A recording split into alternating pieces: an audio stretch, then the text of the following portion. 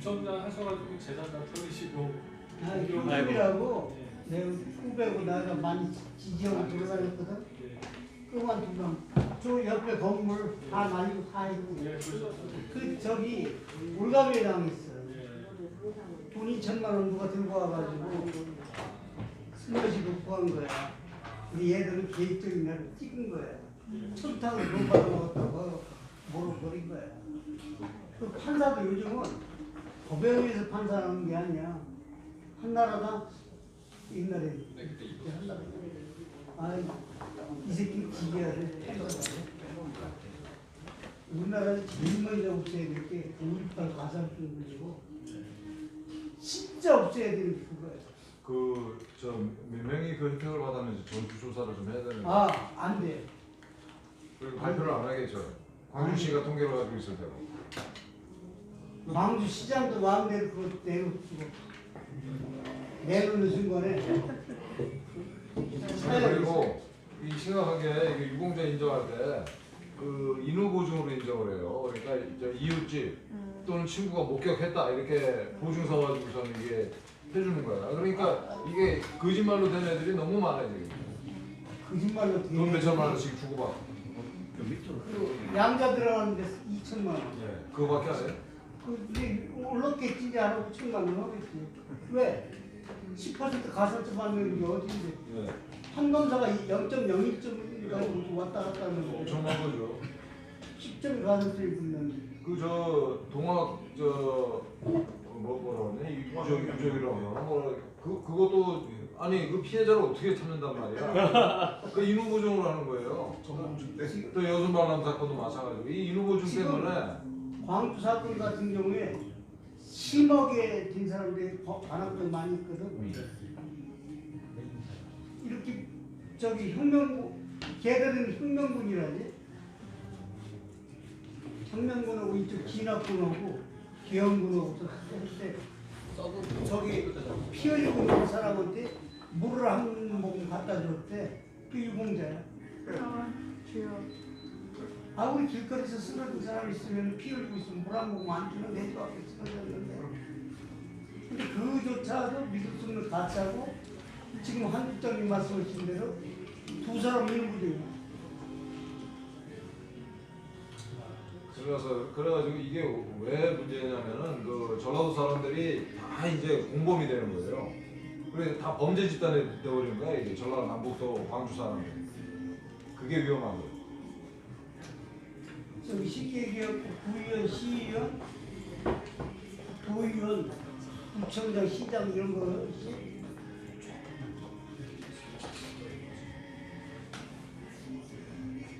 1,600개짜리인데 한 명도 국민의힘은 한 명도 1,600명 중에서 빨개 새끼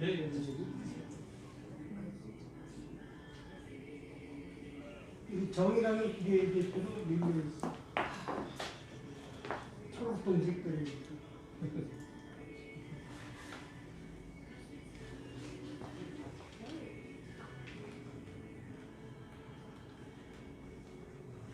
세월이 제대로 까야지.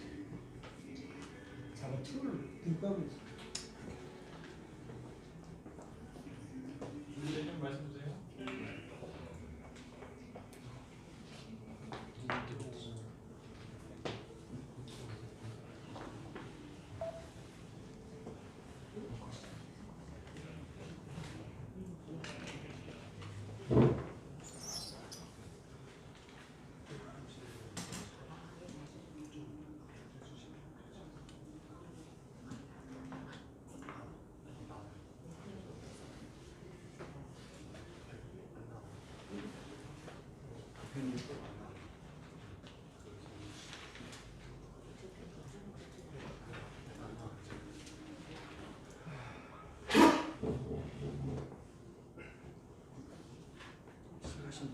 예, 알겠습니다.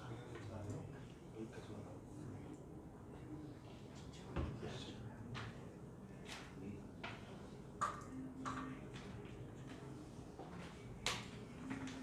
저 디스플레이 복제 좀. 예.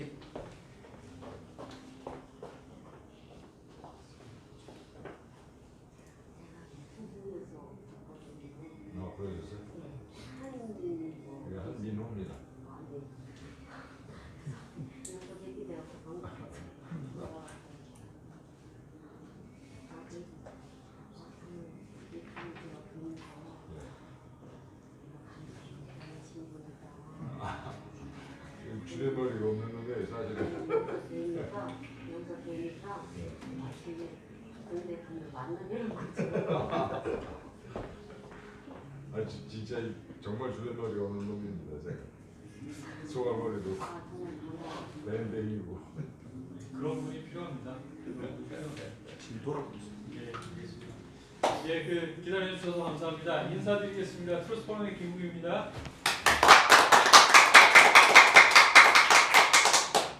예, 오늘 개인적으로 참 기분이 좋은데요. 뭐 제가 좋아하는 분을 모셨기 때문입니다. 주제 오늘 발표 주제는 그 중국 공산당과 공자 학원인데요.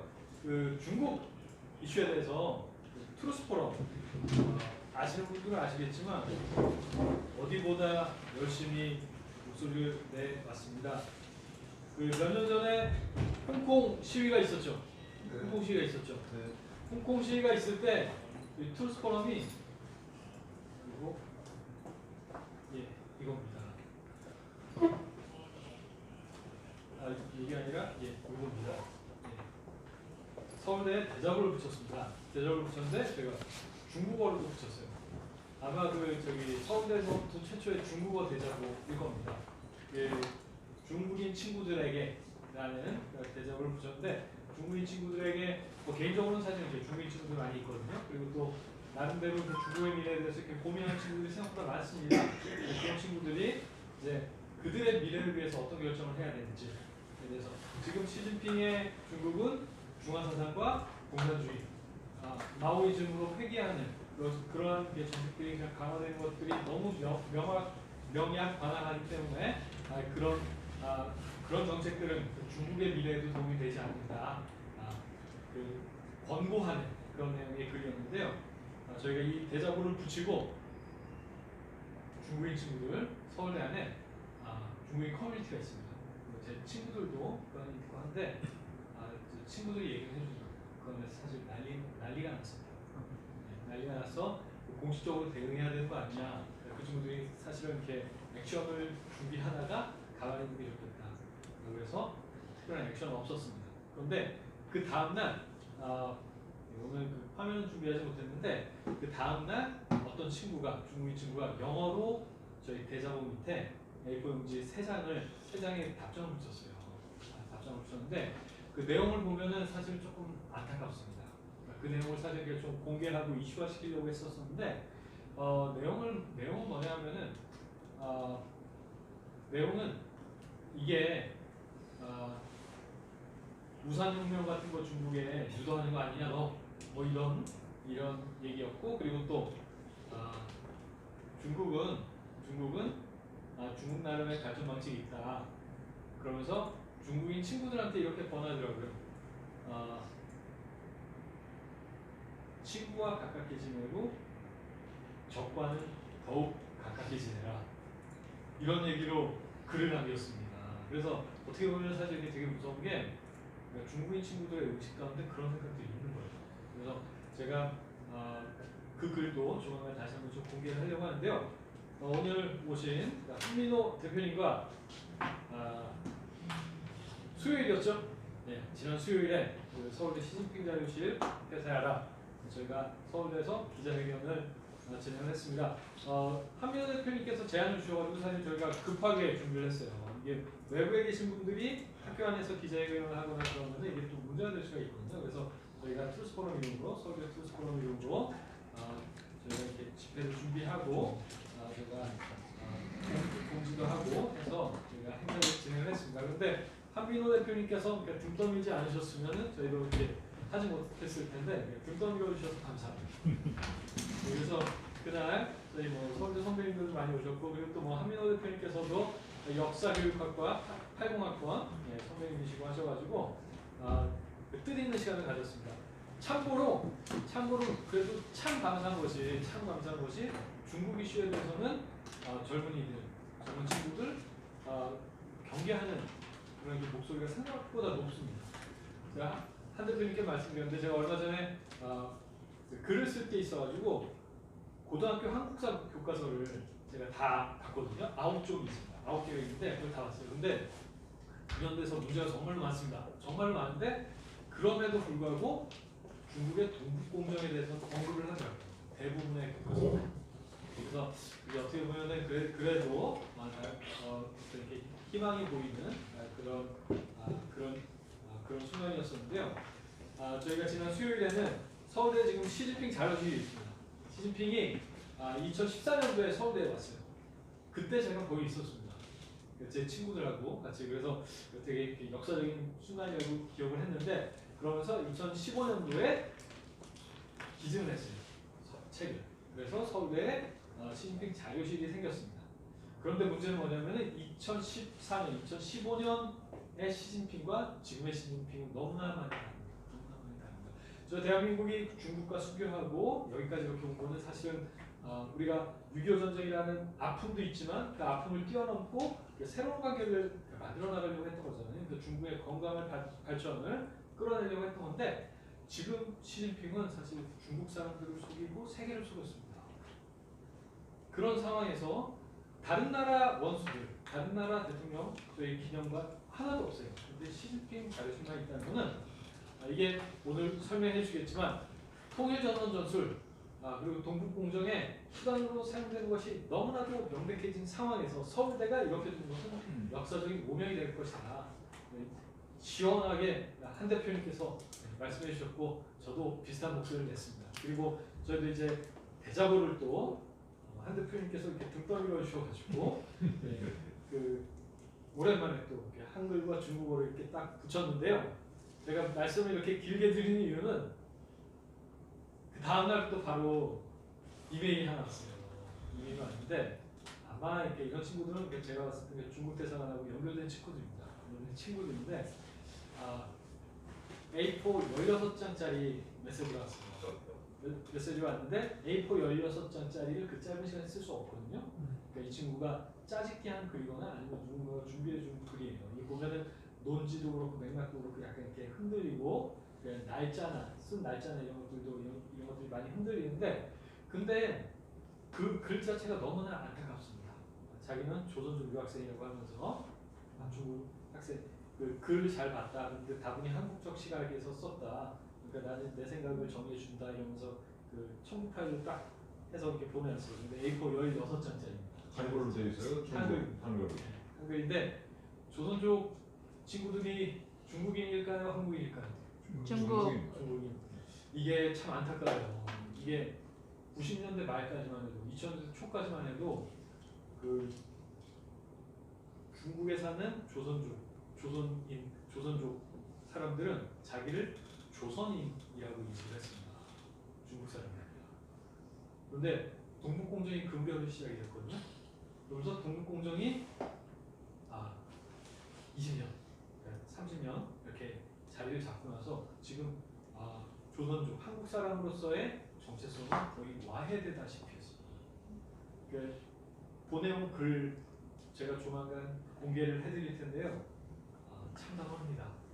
한국인에 대한 어떤 이렇게 약간 사실 저주스러운 한국은 어떻게 해도 안 된다 뭐 이런 내용들이 있고, 그 저기 명나라 망할 때 그 저기 청으로 갈아탔어야 되는데 지금 역사적인 실수를 하고 있다 뭐 이런 얘기 나오고 있고, 그래서 그거를 다시 대작으로 정리해가지고 붙이고 싶은데 양이 너무 많아가지고 이걸 어떻게 할까 지금 고민을 하고 있는데요.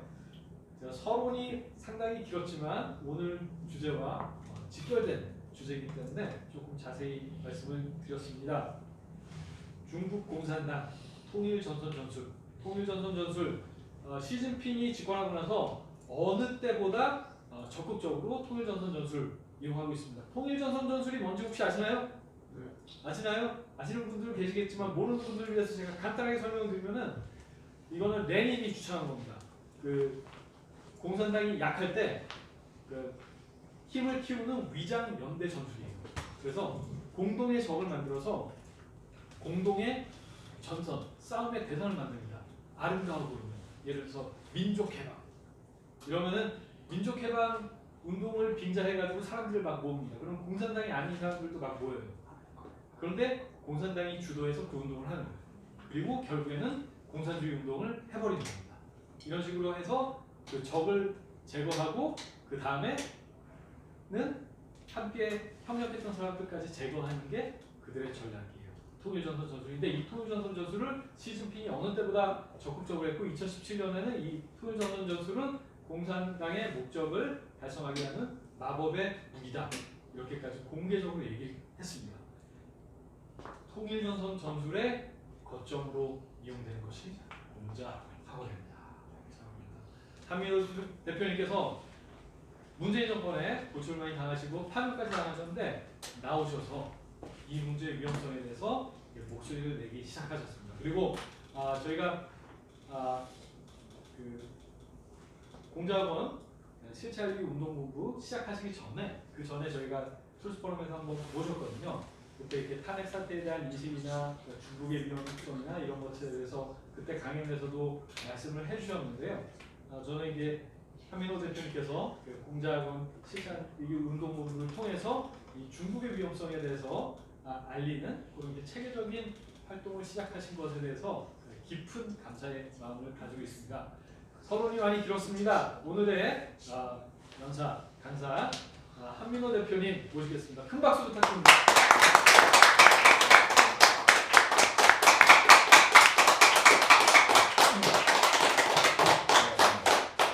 그 주변 놀이 없는 제가 이 서울대학교 트루스포럼에 와서 이렇게 말씀을 드리게 돼서 가문의 영광입니다. 여러분 그 6.25 때 우리가 누구랑 싸웠는지 혹시 아세요? 중공. 네, 중국 공산당이랑 싸웠습니다. 우리가 이 북한 인민군은 40m 안 됐었고 개전 초기에 걔들이 12개 사단이었는데 6개 사단 그 주력이 이 중국물이었어요. 조선족 중국. 그리고 9.28 수복 이후에 10월 하순경에 이제 이 중국에 대한 40만 정도를 투입을 하고 전쟁이 끝날 때까지 100만 명이 넘게 중공군을 투입을 했어요. 그래서 6.25는 처음부터 끝까지 사실은 중공군과의 싸움이었습니다. 지금은 어떨까요? 이 한반도의 남과 북에 있는 주사파를 실질적으로 조종하는 게 중국 공산당입니다. 지난 그 2017년 그 탄핵이 한참일 때 2017년 1월달에 그 송영길 등이 이제 국회의원들 그 민주당 국회의원들이 북한에 가서 중국에 가서 중국 공산당이랑 거래를 했다고 해요. 그 당시에 이제 소위 촛불 시위가 한참이었는데 중국 공산당에서 중국 그 유학생들 동원해주고 그다음에 돈도 주고 그다음에 이제 중국 공산당이 가지고 있는 막강한 무기가 우마우강이라는 거죠. 인터넷을 걔들이 한꺼번에 움직이면 인터넷을 평정을 해버립니다. 이 세 가지를 지원을 해주면 민주당이 집권한 후에 3불 1한을 하겠다. 그러니까 사드 배치 추가로 안 하고 이왕 그 배치한 그 사드도 운용을 못하게 막고 또 뭐 한미일 동맹 안 하고 그 다음에 또 이 미사일 방어 제재 이 가담을 안 하고 이렇게 3불 1한이랑 중국 공산당의 지원을 이렇게 거래를 했다라는 기사가 있었어요. 이 문재인 정권 5년 내내 문재인이가 얼마나 중국 공산당한테 솔솔겼는지 기억나세요? 2017년 이제 이 5월달에 대통령이 됐는데 12월달에 이제 그 북경을 국빈 방문을 합니다. 국빈 방문 3박 4일이었는데 이 10끼를 먹게 돼 있었어요. 중국 땅에서. 근데 2끼만 걔들이랑 먹고 8끼를 흥박을 했습니다. 이거는 국빈 방문에서 있을 수 없는 일이죠.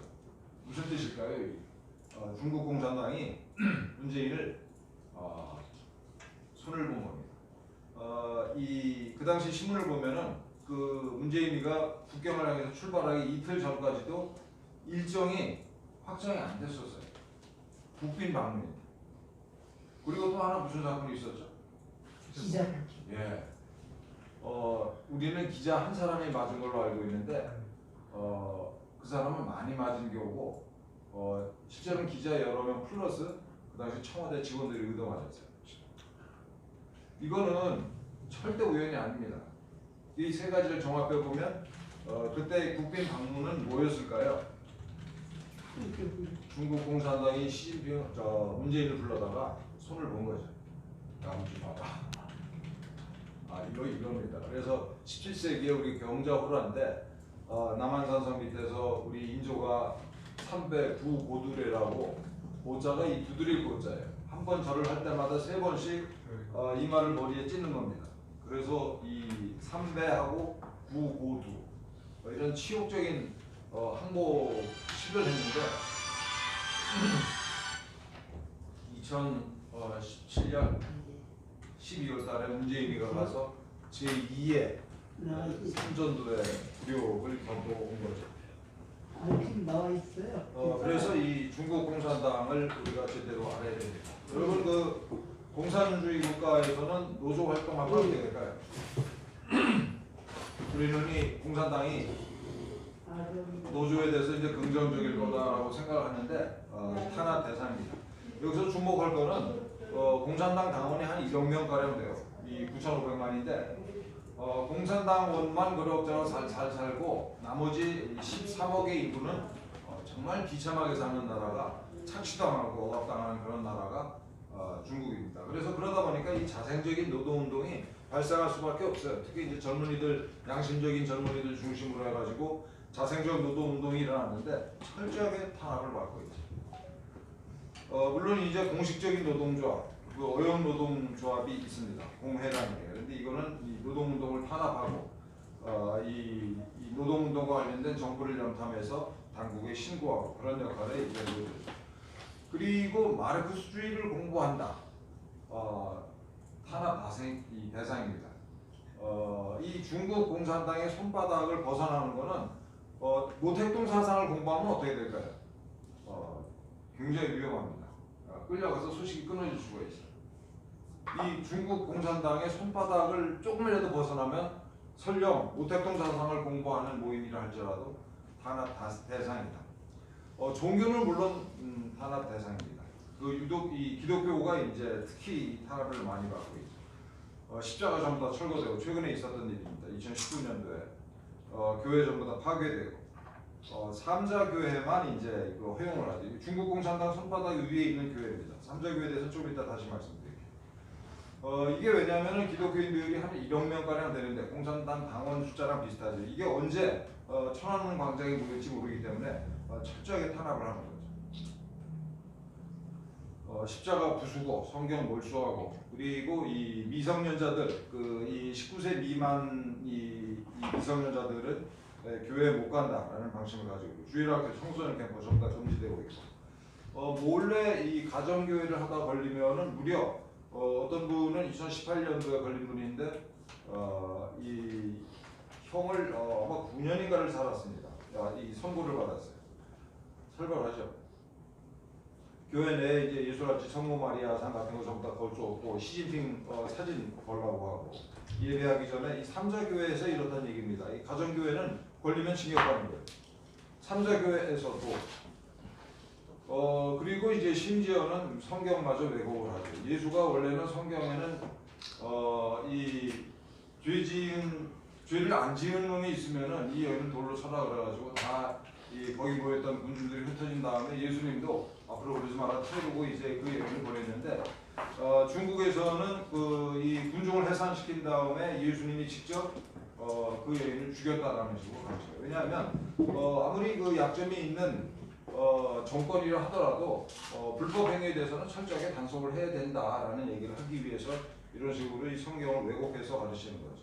온라인 공간에서도 기독교 흔적을 전부 다 없앱니다. 성경 앱이랄지 기독교 위챗 계정 같은 거 전부 다 없애고 온라인에서는 성경 저희도 구매할 수 없다고 이렇게 만들고 삼자회라는 거는 49년에 아까 통일전선 말씀하셨는데 통일전선은 이제 이 최종적인 그러니까 완전 걔들 입장에서 완전한 사회주의 국가를 건설하기까지 이 가야 될 길이 멀어요. 제거해야 될 계급이 많습니다. 그러니까 이 49년 직전에는 국민당 정권이 주적이고 일단 이제 공산사회를 건설한 다음에는 아직 부르주아들이 있을 거 아니에요. 이렇게 자본주의 사회에 물든 사람들이 있어요. 그 사람들을 이제 적으로 돌려서 제거하고 이런 식으로 중요한 적보다 차례차례로 한꺼번에 이게 전부 다 제거 대상을 쭉 리스트업을 해가지고 한꺼번에 전부 다 적으로 삼는 게 아니라 이 하나씩 주적을 하나씩 서서히 없애가는 게 통일전선 공작이라는 거예요. 그래서 이제 49년에 그 중화인민공화국을 건설했지만 기독교인들한테 한꺼번에 앞으로 예수 믿으면 안 된다라고 할 수가 없잖아요. 정권 수립 막 이제 수립해가지고 정권이 취약한 상태이기 때문에 기독교인들을 어떤 식으로는 끌어안아야 되겠다라는 게 통일전선 공작이에요. 그리고 국민당 잔당만 주적으로 하고 나머지들이랑은 연합전선을 구성해요. 통일전선을 영어로 유나이티드 프론트, 연합전선. 그래서 이게 이 통일전선이 공산당만 써야 하는 그런 전술은 아니죠. 모름지기 정치를 하는 모든 세력은 통일전선을 해야 되는 거예요. 그 우리 우파들 같은 경우에 생각이 다 뭐 각종 이슈로 다 갈라져 있어요. 예를 들면 심지어는 트럼프를 지지하냐, 바이든을 지지하냐 이렇게 갈라져 있기도 하고, 또 부정선거를 인정하냐 부인하냐 이것도 있고, 또 뭐가 있을까요? 어쨌든 여러 가지 이슈로 우리가 갈라져 있는데 우리도 이 통일전선이라는 걸 배워야 되는 거죠. 정말 중요한 거죠. 통일전선이. 정치를 하고 운동을 하려면 모든 세력은 모름지기 통일전선을 할 줄 알아야 되는 거예요. 그래서 기타 여러 이슈에서 의견이 다르더라도 공통 부셔야 될 적이 있으면 그 적을 깨기 위해서 힘을 모으는 이런 전술이 이제 통일전선 전술인데, 그래서 기독교를 당분간은 끌어안고 있겠다 라고 판단을 할 수밖에 없었어요. 중국 공산 기독교뿐만 아니라 모든 종교를. 왜냐하면 이 당시에 1949년에 이 기독교 등을 종교를 탄압하기 시작하면은 정권이 흔들리고 정권을 뺏길 수가 있잖아요. 너무 지당한 판단이에요. 그래서 이제 기독교를 끌어안되 이 기독교랑 우리 중국 내에 있는 기독교랑 서양 이 세계랑은 차단시키겠다. 이게 이제 삼자교회입니다. 그래서 삼자의 내용이 자치, 그러니까 서양 기독교와 관계없이 중국 기독교가 자치를 하겠다. 자양, 서양으로부터 원조도 안 받겠다. 돈이 들어오면 거기에 끄나풀이 뭐 이게 줄줄이 딸려오니까. 그 다음에 전도도 우리끼리 하겠다. 서양 선교사 오지 마라. 이게 삼자교회예요. 그러니까 다시 말씀드리지만 기독교를 끌어안기 위해서, 정권 안정을 위해서 이 기독교를 대상으로 통일전선거 공작을 펼치는데, 이 중국의 기독교가 서양과 연결되는 그 끈을 모조리 잘라버린 거, 그게 이제 삼자교회인 거죠. 그래서 삼자교회가 이제 1949년부터 해가지고 최근까지 쭉 왔는데, 최근에 시진핑이 하는 짓이 시진핑이 간이 봤어요. 그래서 이제는 삼자교회도 필요 없다. 라는 게 지금 이제 이 시진핑의 입장입니다. 그러니까 이 정권을 만들고 나서는 70년이 흐르는 동안에 정권의 기반이 단단히 다져졌어. 이제 삼자교회도 밟아버릴 거야. 이게 이제 시진핑의 입장입니다. 굉장히 살만한 거죠. 그래서 저는 뭐 이따가 얘기할 다시 기회가 있을지 모르겠습니다만, 시진핑은 굉장히 지금 뭐라고 해야 되나요? 굉장히 공격적이고 폐쇄적이고 국수주의적이고 소위 국수주의 희소봉에 물들어 있어요. 얘네들이 굉장히 위험하고, 이거는 어떤 상태냐면은 전쟁하기 직전 상태입니다. 그래서 저는 굉장히 국제 정세를 중국을 굉장히 위험하게 보고 있죠. 그래서 삼자교회마저도 전부 다 문을 닫게 만들고 있다. 시진핑이 요즘에. 이런 와중에 이제 중국 공산당이 우리 교회에도 침투를 했습니다. 그래가지고 여기 기독일보라고 하는 우리 신문에 금년 2월달이네요. 왕빈이라는 놈이 와가지고 이 삼자교회가 이 가정교회랑 이게 다른 게 아니다. 삼자교회가 우리 사정에 맞게 나름대로 중국에 적응한 기독교다라고 이제 삼자교회를 옹호하는 이런 글을 썼죠.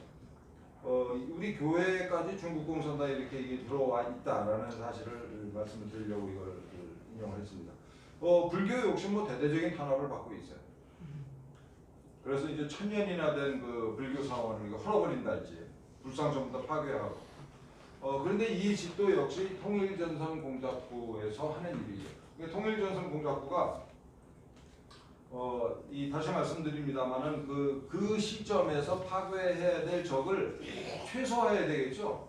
그 적이 이제 A, B, C, D가 있는데 A, B, C, D가 다 우리 적이야라고 덤벼들면은 싸움이 얼마나 힘들겠습니까? 그러니까 B, C, D도 결국은 제거를 해야 될 대상이다라고 속으로 생각을 하고 있지만 A만 적으로 설정하고 B, C, D를 악으로 끌어들이는 거, 이게 이제 통일전선 공작이에요. 그래서 지금까지는 통일전선 공작부에서 종교, 기독교랄지 불교랄지 뭐 이게 기타 종교까지 끌어안고 있었지만 아까 말씀드린 것처럼 시진핑이 이제 간이 붙는 바람에 모든 종교를 이렇게 박해를 하고 있어요. 미국으로도 마찬가지고 이슬람 성당 부수고 심지어는 거기다 화장실 만들고 술 담배 안 하는 사람들한테 술 담배 이렇게 털어먹기도 하고 공동묘지점도 없애버리고 이런 만행을 저지르고 있죠. 그 다음에 또 이 유명한 이제 이 얘들의 악마적인 작태가 이제 파룬궁을 탄압하는 거예요. 파룬궁은 심심수련 단체인데 이 사람들도 이제 신도가 한때 한 1억 명에 달하는 바람에 굉장히 중국 공산당에 겁을 먹게 됐죠.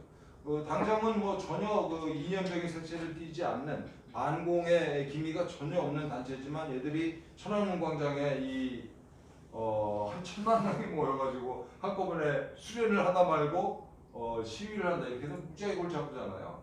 그래서 그런 가능성을 아예 잘라버립니다. 그래가지고 2010년에 이 핑계를 만들어요. 이 파룬궁을 탄압하기 위한 핑계를. 그래서 파룬궁 신자들이 이 천안문 광장에서 이 집단적으로 분신 자살하는 장면을 연출을 합니다. 그래서 이걸 계기로 해서 이제 대대적인 탄압을 하게 되죠.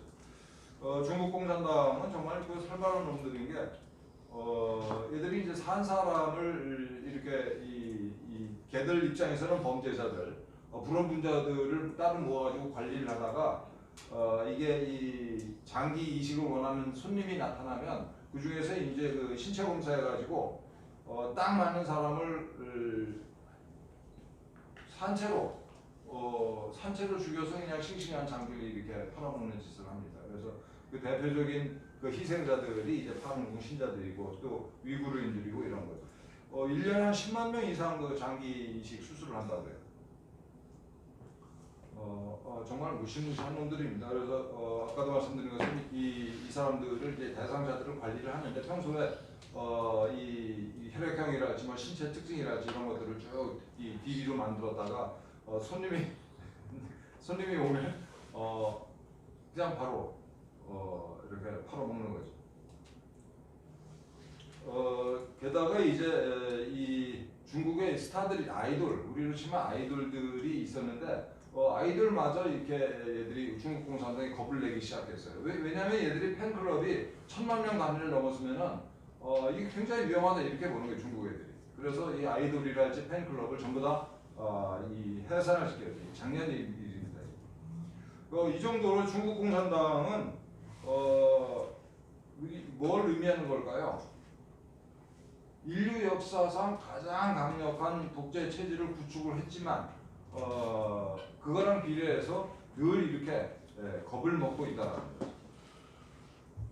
거죠. 심지어는 이제 이 알리바바의 마윈 같은 이런 기업계의 스타들도 적이라고 생각을 해요. 왜냐하면 이 마윈도 팬이 많아가지고 더군다나 이 기업인들이 이제 돈이 많잖아요. 돈이 많은데다가 이게 팬까지 붙는다. 이렇게 되면은 이게 이 공산당 통치에 이제 어떤 어느 순간에 장애물이 될지 모른다 그래가지고 철저하게 탄압을 합니다. 이렇게 탄압을 하지 않더라도 이 중국에는 7명 이상 고용한 기업들에는 공산당 지부를 이게 만들어서 운영을 하게끔 돼 있어요. 이런 장치가 있음에도 불구하고 이런 기업계 스타들마저 이제 이 탄압을 하는 거죠. 이건 이 작년에 우연히 흘러나온 윤영성의 이 공산당 위원회에서 나온 문서 내부 보고서인데 우리 이제 한국인들이 물론 이제 기업인들이죠. 기업인들이랑 선교사님들이 중국에서 활동하는데 중국에서는 이걸 뭘로 보냐면 기업체 직원들마저도 다 간첩으로 봐요. 철저하게 감시를 하고 있다라는 문서입니다. 그래서 외국에서 입국한 조교 이제 선교사님들이죠. 또 이 평소에 이렇게 투덜거리는 놈들, 위구르 출신들, 파룬궁 수련자 등등은 다 이게 감시 대상. 철저한 감시 국가죠. 14억의 인구를 거느리고 있고 그 광대한 영토를 가지고 있으면서도 국민들 한 사람 한 사람을 심지어는 표정까지도 다 관리하고 있다고 해요. AI를 동원을 해가지고 AI랑 CCTV를 동원을 해가지고. 그래서 지금까지 말씀드린 걸 요약해서 말씀드리면 중국 공산당을 제외한 모든 조직을 경계하고 탄압을 합니다. 왜냐하면 이제 스스로 약점이 이 스스로 엄청난 부패와 독재를 이 두 바퀴로 해서 굴러가는 시스템이기 때문에 본질적으로 내재적으로 약점이 많기 때문에 이런 식으로 자기들을 제외한 모든 조직을 심지어 아이돌 팬클럽마저도 단속을 하는 겁니다. 얘들은 독재가 필요하다고 공공연하게 말을 하죠. 원래 공산주의 이론 자체가 사회주의 완성을 위해서는 상당 기간, 이 기한도 없어요. 프롤레타리아 독재를 하겠다라는 게 공산주의 사상입니다. 이게 대놓고 출발해요. 우리 독재를 할 거다라고. 그리고 이제 제국주의 침투에 대응도 해야 되고, 그리고 중국 같은 경우에는 특히 이제 다민족 국가이기도 하고 영토도 넓고 인구가 많아서 할 수 없이 우리는 독재를 해야 된다라고 일반 국민들마저도 머리가 이렇게 세뇌가 되고 이렇게 내면화가 돼 있어요. 이거는 그 금년도 7월달에 조선일보 기사인데 이 조선족으로서 이제 국내 그 중국어 학원에 와가지고 그 학원 강사를 하던 사람이 이렇게 얘기를 했다고 그래요. 우리가 인구가 1억이나 2억 정도 되면은 뭐 자유나 인권을 줄 수가 있겠다. 그런데도 지금 이제 13억 뭐 14억이라고도 하고 이 많은 인구를 거느린 국가에서 자유나 인권을 허용하면 이 나라가 유지가 되겠냐? 아니 지금 이렇게 철저히 이 감시 탄압 시스템을 가지고 있는데도 별놈의 이 범죄가 그야말로 매일 발생하고 있는데 이런 나라에서 어떻게 자유와 인권을 주겠냐 우리가. 우리는 독재할 수밖에 없다. 이게 중국 사람들이 이제 이 보통 사람들의 머리에 내면화가 되는 거지 이게. 우리 이렇게 가야 돼.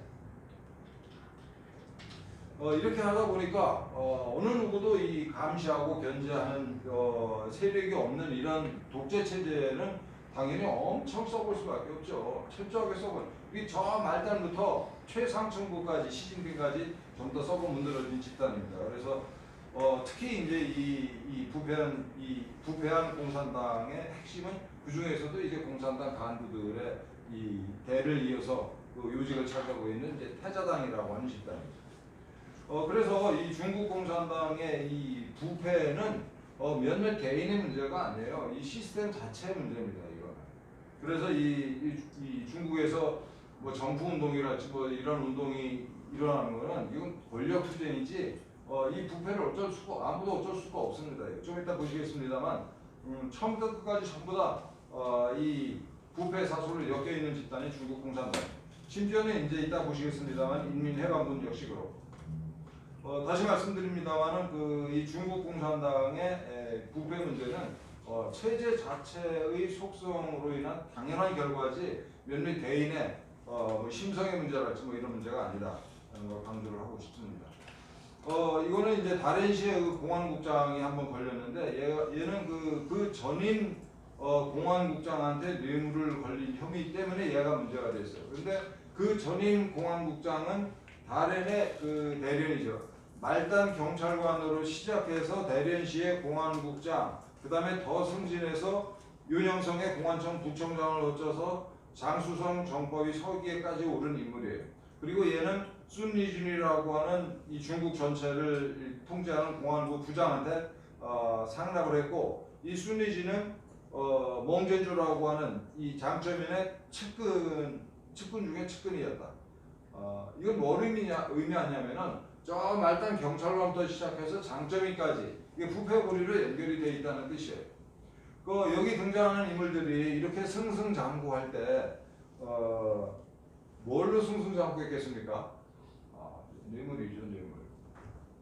그러면 얘들이 이렇게 뇌물을 거두고 승승장구해 나가는 과정에서 그 주변 사람들, 또 상사들, 부하들이 몰랐을까요? 다 알았죠. 다 알았지만 다 한통 속이기 때문에 그 중에서 특히 열심히 하는 놈들이 이렇게 승진을 하는 거죠. 이거 이 얼핏 보면 별거 아닌 것 같은 기사인데 굉장히 중요한 기사입니다.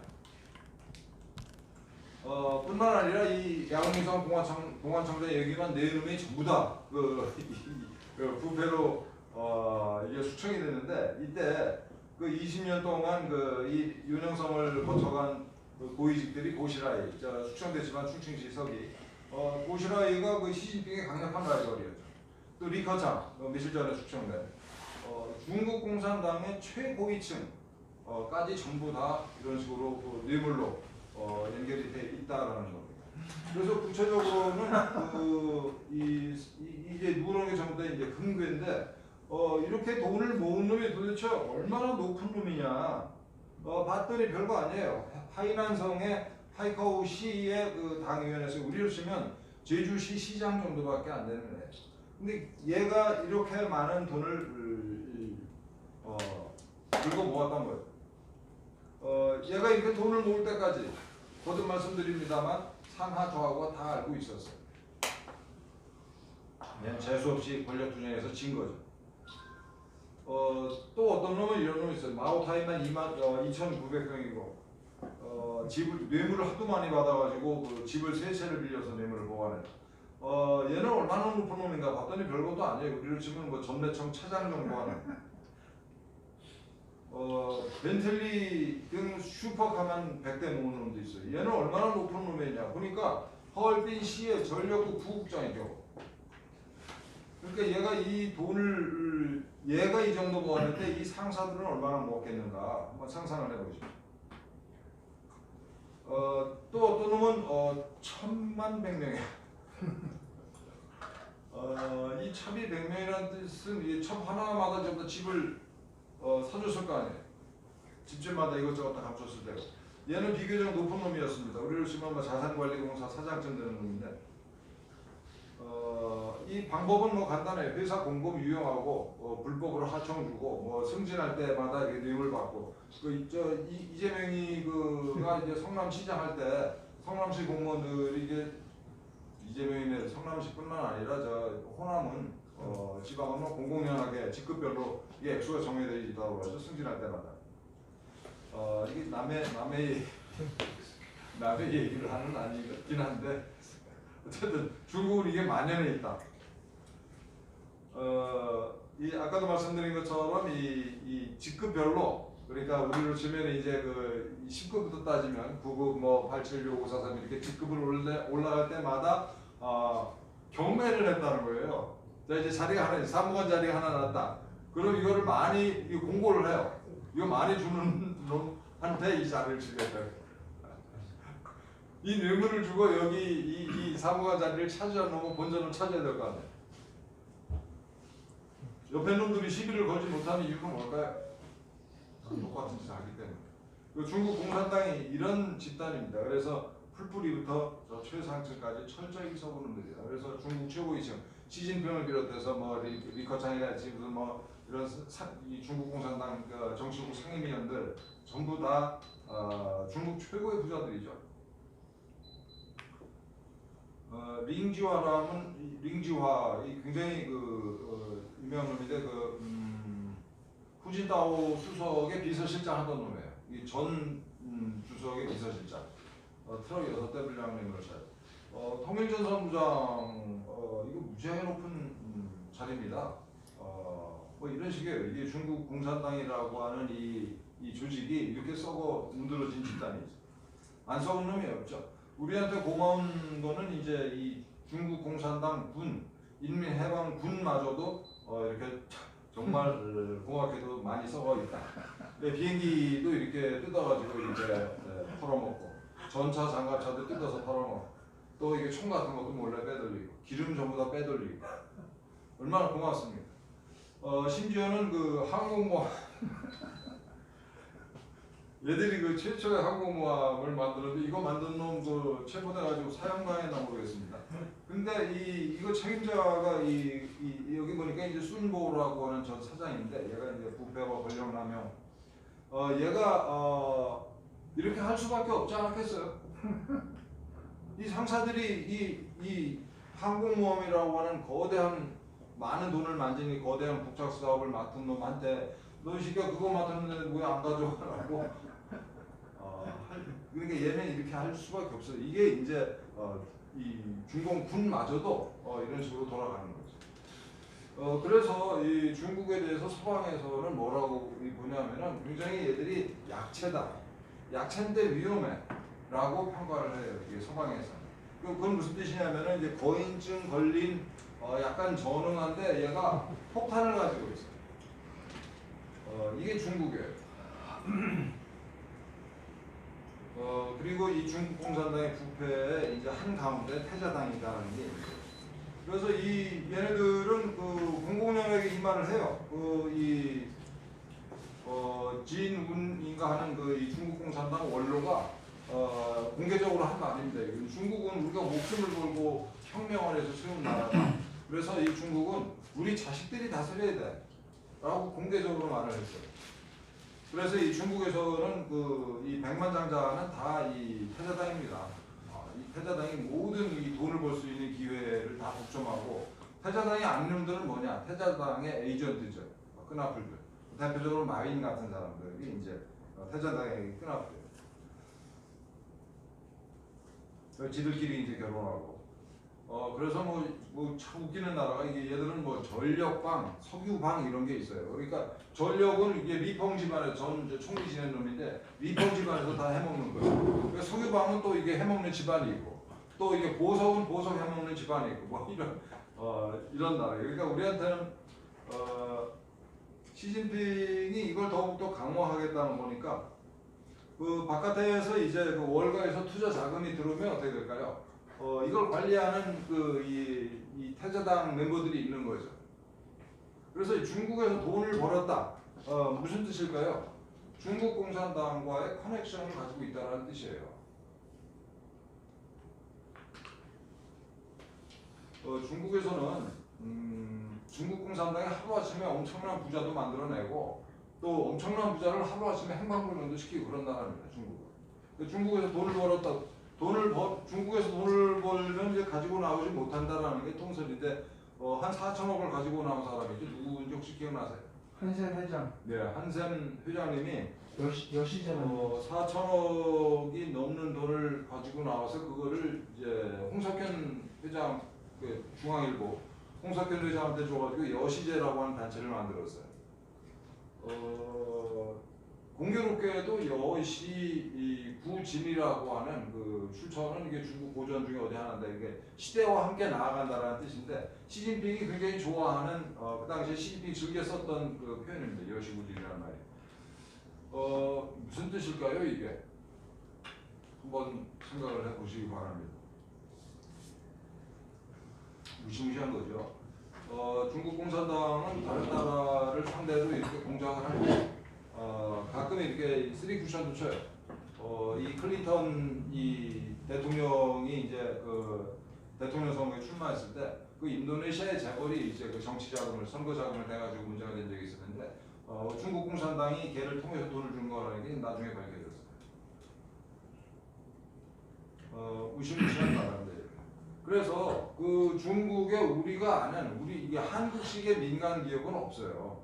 오로지 이제 이 전부 다 중국 공산당 나가서 좁혀서 얘기하면은 태자당의 대리인들일 뿐이다. 그래서 이 대표적인 인물이 마윈 세계적인 스타하고 그 엄청난 재산을 가진 사람이 하루아침에 재산 다 뺏겼어요. 하루아침에. 제 거 뺏어오면 그냥 끝나는 거예요 거기서. 얘들은 법률이라는 게 형식으로만 존재하고 법률보다 훨씬 위에 공산당 지도자의 지시, 방침이 있는 거예요. 그랬는데 이제 이 마윈이 가끔 이렇게 엉뚱한 장소에 나타나요. 이거는 이제 그 농장 시찰을 하는 장면인데 IT 기업을 이끌던 사람이 농장에 나타나가지고 이렇게 이 마윈을 가끔 보여주는 이유는 중국 공산당이 마윈을 안 죽였다라는 걸 보여주기 위해서 이렇게 쇼를 하는 겁니다. 마윈이 세계적으로 너무나 유명한 인물이기 때문에 죽이지 않고 이렇게 살려주는 거죠.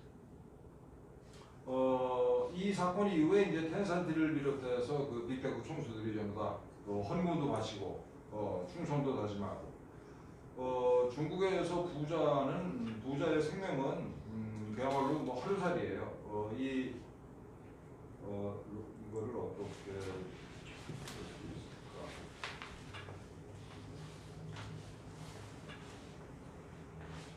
예, 이 200조 원이나 되는 회사를 가지고 있던 사람이 그냥 행방불명 되는 겁니다. 이게 공산당 내에서 권력 투쟁을 해가지고 지는 쪽에 있던 사람들은 이렇게 그냥 행방불명 되거나 또 이렇게 뭐 멀쩡하던 사람이 18년 병이라고 하고 또 이렇게 관광 갔다가 이제 실족사 하기도 하고 무시무시한 나라죠 중국. 또 이거는 그 우리로 치면 이제 석유 개발 공사라고 하는 중국에서도 이게 정말 중요한 국영 기업의 사장이 얘가 사장이 갑자기 등장했다가 갑자기 사라져요. 이런 나라입니다. 이거는 이게 우리나라 이 제주도의 신화역사공원에 있는 중국 자본이 만든 이 카지노죠. 이 카지노도 이 주인이 바뀌었어요 얼마 전에. 그래가지고 이 바뀌는 과정에서 이 권력 투쟁 과정에서 줄을 잘못 선 놈이 잘리고 이제 이 새 주인이 온 건데 그 과정에서 한동안 이게 텅텅 비어 있었습니다. 중국 공산당은 이렇게 손님을 보내는 것도 다 관리를 해요. 그래서 이 단체 관광 있지 않습니까? 중국인들 단체 관광 이거는 전부 다 이 중국 공산당에서 관리하는 겁니다.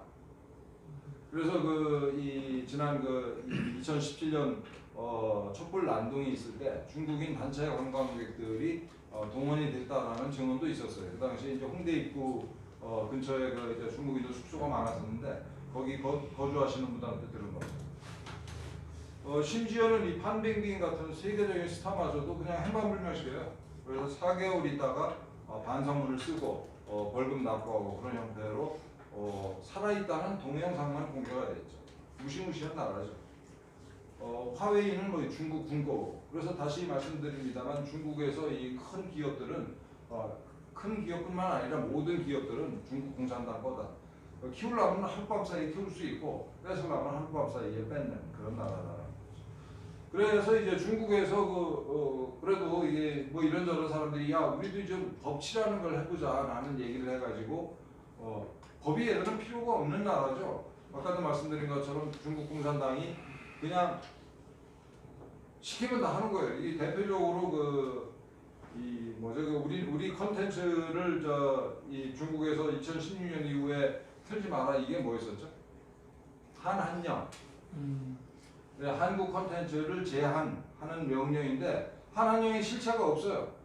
한한령과 관련된 이 글로 된 문서가 없는 거예요.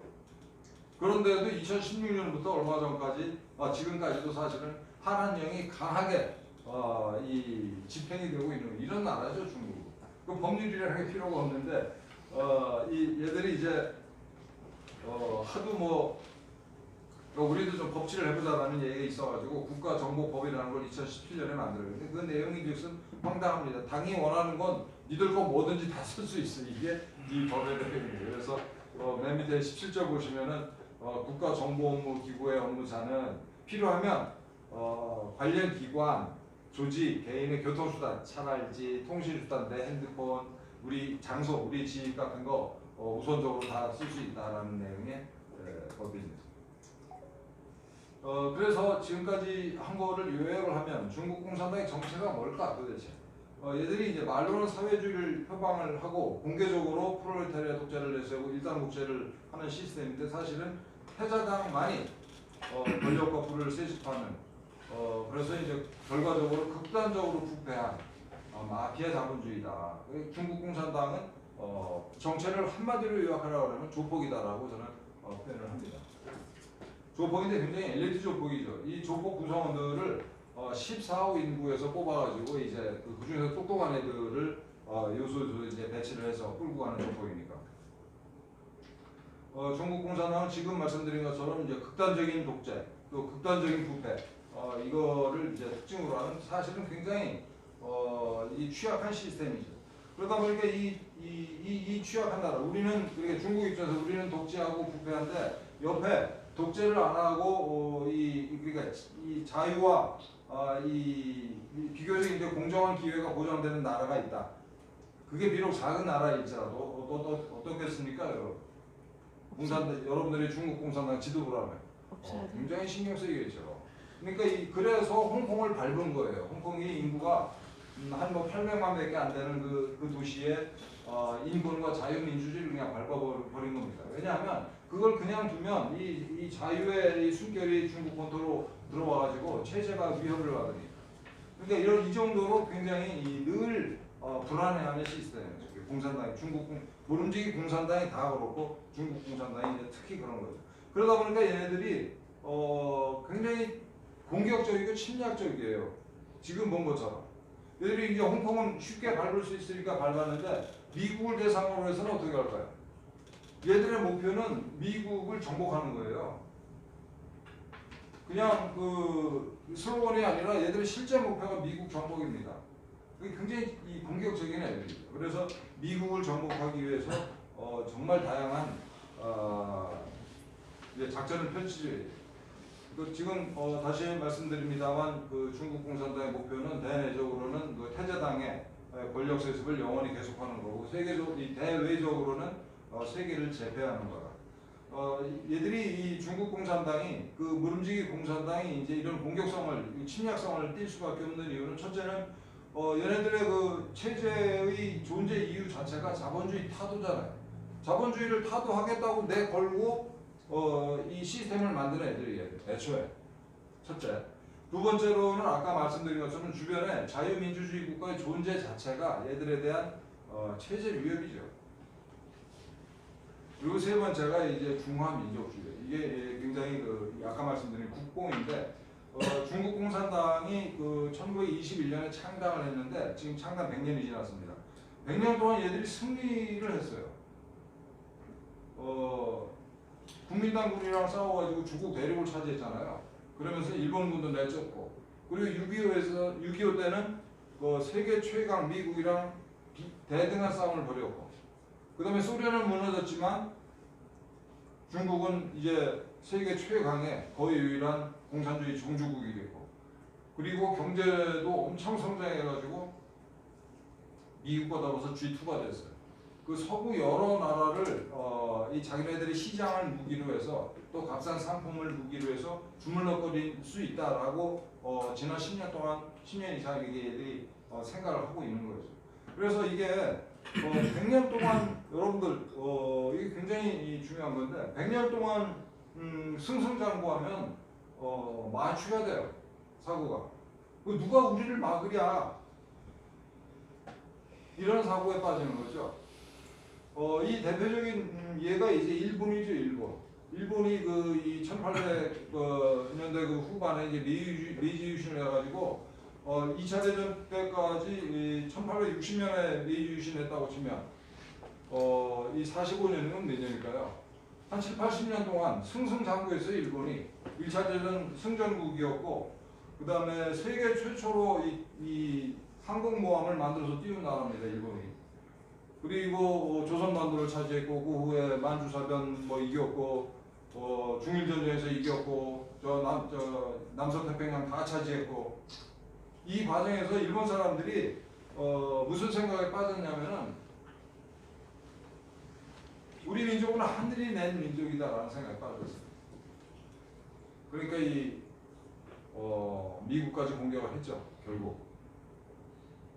이렇게 무서운 거예요. 이게 70년 동안 또 이게 중국 같은 경우에는 100년 동안이나 이 좌절을 겪어보지 제대로 된 좌절을 겪어보지 않았기 때문에 얘들의 공격성이라는 게 아까 우리 대표님 말씀하신 것처럼 특히 이제 중국의 젊은이들 어릴 때부터 세뇌가 돼가지고 굉장히 좀 위험한 상태죠. 중국 공산당은 진짜 시한폭탄이다. 얘들은 이제 민주화가 불가능하지. 민주화하면은 이제 첫째는 공산당이 무너지고 두 번째는 이제 중국이란 나라가 무너지죠. 중국이란 나라 자체가 이제 이제 티베트랄지 위구르 문제랄지 같은 소수민족 문제가 워낙 심각해가지고 민주화가 불가능합니다. 그렇기 때문에 공산당과의 이 평화 공조는 망상해요.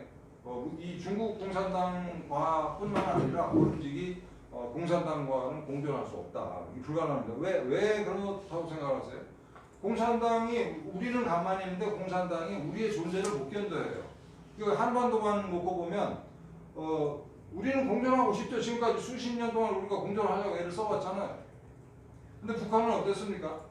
한 번도 우리를 적화하겠다는 그 목표를 포기한 적이 없어요. 왜냐하면 우리의 존재 자체가 대한민국이라고 하는 번영하는 자유민주국가의 존재 자체가 이 김일성 공산 왕조한테는 최대의 핵폭탄도 더 무서운 위협이기 때문에 평화 공존을 얘기하는 놈들은 그래서 둘 중에 하나는 굉장히 멍청한 놈이거나 그보다 큰 가능성으로 간첩인 거죠.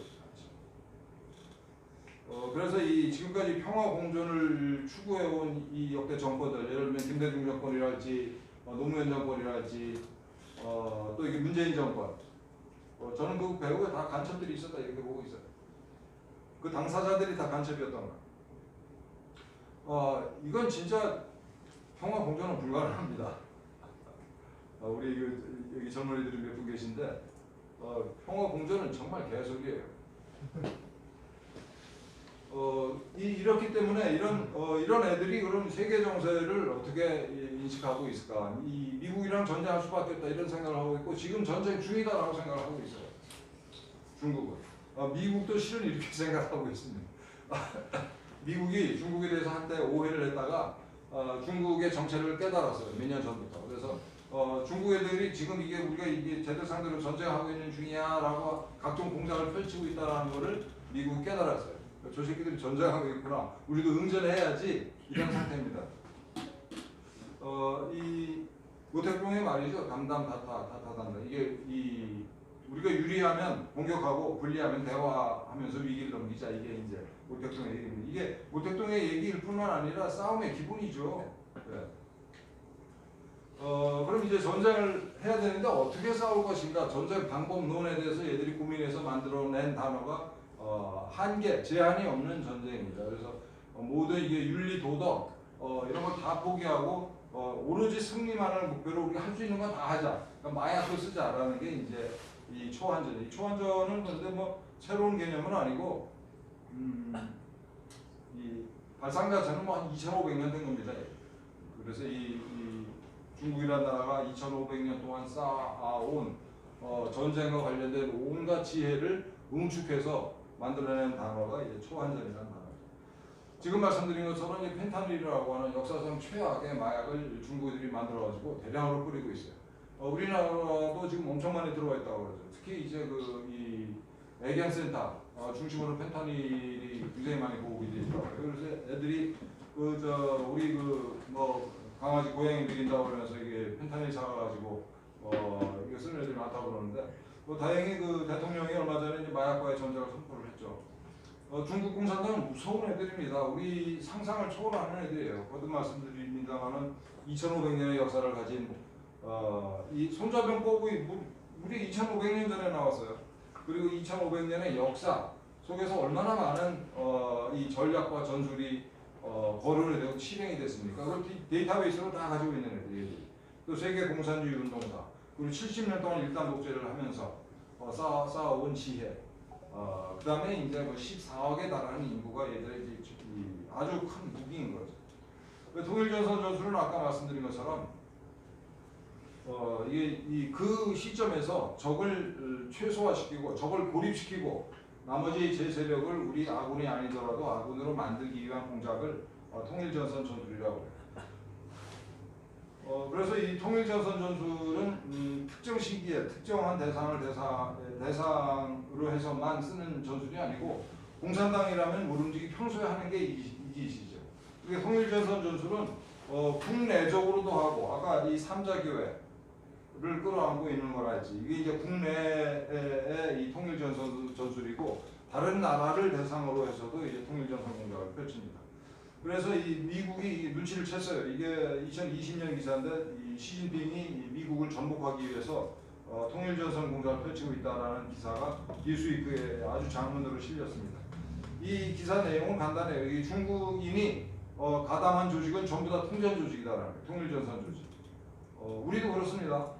중국인들이 이 발을 걸치고 손을 대고 있는 모든 조직이 통일전선 조직이에요. 그래서 향후에랄지 아까 우리 대표님 관련된 학생회, 중국인 학생회, 그다음에 무슨 원조센터, 무슨 평화통일, 무슨 뭐 촉진회, 뭐 이런 공자학원, 대표적인 통일전선 공작 조직. 그래서 이 공산당은 우리랑 아주 이 족속이 다른 족속이에요. 얘네들은 편집증적이다라는 표현이 어울릴 정도로 모든 일을 이렇게 공작적으로 하는 애들이죠. 그래서 미국을 대상으로 얘들이 무슨 생각을 했는가 간단히 말씀드리면 이 신간홍이라고 하는 인민대 교수인데 중국의 국사라고 불리는 사람입니다. 이 사람이 이제 미국을 어떻게 정복할 것인가 전략을 만들어가지고 2016년에 간부들 대상으로 교육을 했어요. 그래서 대표적으로 이제 미국의 이제 선거에 개입을 해서 미국의 하원을 장악하자. 어떻습니까? 이 얘기 들으면 여러분 황당하게 들리세요? 또 세계 각지에 미국의 적을 만들어가지고 이 미국을 정신없게 만들자. 또 이게 미국의 기술을 계속 훔치고 국제 기구에 그 뇌물 등등 써가지고 유엔을 비롯한 유엔 산하 기구를 다 우리 걸로 만들자 뭐 이런 이 정말 뭐라고 해야 될까 이게 그랜드한 거대한 이 전략을 제시하는데 놀라운 거는 중국 공산당이 이걸 다 실천하고 있다는 거. 우리가 성과를 보고 있다는 겁니다. 이거와 관련된 이 기사가 아까 말씀드린 그 에포크타임즈에 있으니까 꼭 한번 찾아보시기 바랍니다. 그 선거 개입 관련해서만 말씀을 드리면 얘들이 이제 미국 정치판을 분석을 합니다. 그래서 선거구가 이제 435개인데 실제로 투표하는 사람들은 한 20만 명밖에 안 되더라. 이게 쭉 스타디를 하니까 중국 애들이. 그리고 이 민주당과 공화당의 표차가 10,000표 이내더라라는 거예요. 몇천 표만 있으면 우리가 마음에 드는 의원을 선정할 수 있다. 이런 결론을 내려요. 중국 애들이. 그래서 이런 식으로 해서 이 400여 개 선거구에 중국인들을 쫙 뿌려가지고 미국 하원을 우리 걸로 만들자라는 게 이제 이 친구의 진칸농의 작전이고 실제로 그렇게 하고 있죠. 우리도 마찬가지입니다. 얘들이 인구를 강력한 무기로 쓰고 있어요. 이거는 이제 지난 6일 지방선거 앞두고 민주당의 이 경기도지사 후보가 오성 홍기가 펄럭이는 가운데 중국인들 앞에서 이제 지지를 호소하는 장면입니다. 그런데 이 김동연이 몇 표 차이로 이겼냐면은 8,913표 차이로 이겼어요. 근데 경기도에 투표권을 가진 중국인이 중국인 포함 외국인이 38,542명입니다.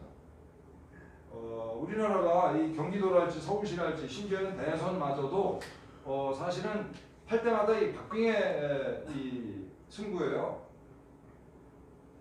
민주당과 이 저쪽 국힘당 사이에 표 차이가 많이 안 납니다. 그래서 이 중국인들이 가지고 있는 표가 숫자로는 몇이 안 된다 하더라도 이렇게 캐스팅 보트가 되는 거죠. 이런 상황임에도 불구하고 이제 조선족을 위해서 열심히 뛰는 사람들이 있습니다.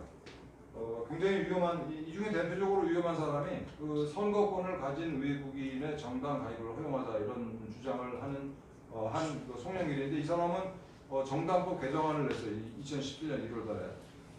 만약에 이 지금의 추세대로 조선족이 숫자가 늘어나면 조선족이 지금 우리나라에 선거권을 가진 사람들이 한 10만 명, 국적을 바꾼 사람들이 한 14만 5천 명, 합하면 한 25만 명 되는데 앞으로 25만 명이 이런 사람들이 더 늘어난다.